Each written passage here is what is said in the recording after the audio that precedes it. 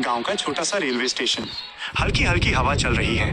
Platform पर लोग train का इंतजार कर रहे हैं। इसी भीड़ के बीच एक दुबला पतला बच्चा मिट्टी के कुल्हड़ और केतली लेकर चिल्लाता हुआ घूम रहा है। चाय, चाय ले लो, गर्मा गर्म चाय। उसकी आवाज मासूम थी, लेकिन आंखों में मजबूरी साफ दिखती थी।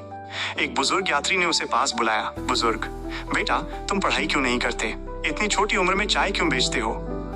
लड़का, साहब पढ़ाई का बहुत मन है। जब दूसरे बच्चे स्कूल जाते हैं तो मुझे भी अच्छा लगता है, लेकिन घर पर माँ अकेली है, पापा नहीं है। दवाइयों और खर्च के लिए पैसे चाहिए, इसलिए चाय बेचनी पड़ती है। बुजुर्ग की आंखें नम हो गईं।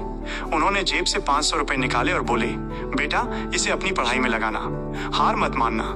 लड़के ने हाथ जोड़कर कहा, साहब ये आपकी आखिरी चाय होगी, लेकिन यकीन मानिए ये कप मेरी जिंदगी बदल देगा।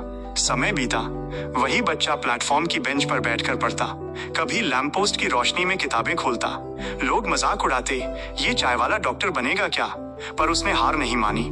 सालों की मेहनत के बाद वो मेडिकल कॉलेज पहुंच गया। भूखा रहा, संघर्ष किया, माँ की दवाइयां संभाली, लेकिन पढ़ाई जारी रखी। और एक दिन वही चाय बेचने वाला बच्चा डॉक्टर बन गया। कई साल बाद शहर के बड़े अस्पताल में वही बुजुर्ग भर्ती हुए। कमरे में डॉक्टर आया, सफेद कोट पहना, आत्मविश्वास से भरा चेहरा। बुजुर्ग की आंखें चौड़ी रह गईं, सामने वही स्टेशन वाला लड़का था। डॉक्टर मुस्कुराया, साहब याद है आपने मुझे स्टेशन पर 500 रुपए दिए थे, कहा था पढ़ाई में लगाना। उसी आखिरी चाय ने मुझे यहाँ तक पहुँचा दिया। आज मैं आपका इलाज करने आया हूँ। बुजुर्ग की आंखों से आंसू बह निकले। उन्होंने डॉक्टर का हाथ पकड़ लिया और कहा, बेटा आज समझ आया, छोटी सी मदद भी किसी की जिंदगी बदल सकती है। भगवान ने मुझे सही समय पर तुम्हें चाय के बहाने भेजा था।